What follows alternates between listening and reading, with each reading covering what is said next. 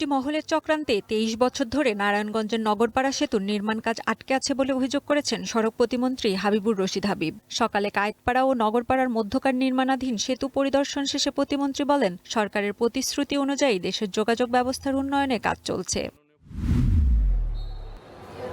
প্রতারণা, বিশ্বাসভঙ্গ, জালিয়াতির মামলায় সময় টেলিভিশনের ব্যবস্থাপনা পরিচালক আহমেদ জোবায়েরের জামিন আবেদন নামঞ্জুর করেছে আদালত। আত্মসমর্পণের পর তার আবেদন খারিজ করে কারাগারে পাঠানোর নির্দেশ দেওয়া হয়। তবে একই মামলার ৩ আসামির জামিন মঞ্জুর করা হয়েছে। কক্সবাজারের টেকনাফে কোস্টগার্ডের বিশেষ অভিযানে প্রায় ৬ লাখ টাকা মূল্যের ২০ কেজি গাঁজা জব্দ করা হয়েছে। মাদক কারবারিরা পালিয়ে যাওয়ায় কাউকে আটক করা সম্ভব হয়নি। জব্দকৃত মাদকের বিষয়ে আইনানুগ ব্যবস্থা প্রক্রিয়াধীন রয়েছে। পূবালী ব্যাংক পিএলসি ও আইসিএবির যৌথ উদ্যোগে কো-ব্র্যান্ডেড ক্রেডিট কার্ডের উদ্বোধন ও সমঝোতা স্মারক স্বাক্ষর হয়েছে। আইসিএবি অডিটোরিয়ামে এই অনুষ্ঠানে উপস্থিত ছিলেন আইসিএবির প্রেসিডেন্ট NKA মবিন ও পূবালী ব্যাংকের উপব্যবস্থাপনা পরিচালক মোহাম্মদ শাহনেওয়াজ খান।